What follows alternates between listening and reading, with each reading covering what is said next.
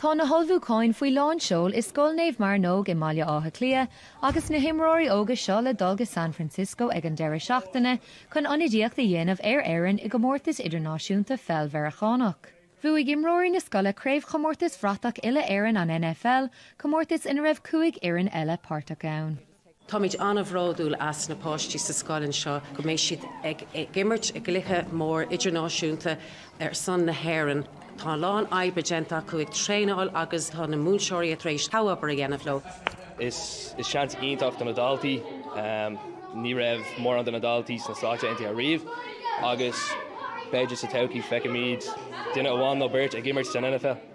Ó 2025 le, bhí 60 scoil ar fud na tíre páirteach ag gomórtas Peil Mheiriceánach agus níos mó ná 4,500 buacail agus cailíonn ag gimmert an chluiche. Bhí áras orm agus bhí broder, mar dimmer méid go I ri cuaig clí. Is cluiche idir dá fuairinn é, agus tá cuaigear imreoirí fuairinn amháin. Imreoiríonn chéad chluiche NFL in Éirinn ní bhain for sicáta.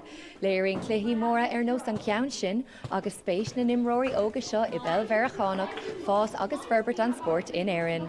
Anya Humphreys in Nuacht Cúla4, Baile Átha Cliath.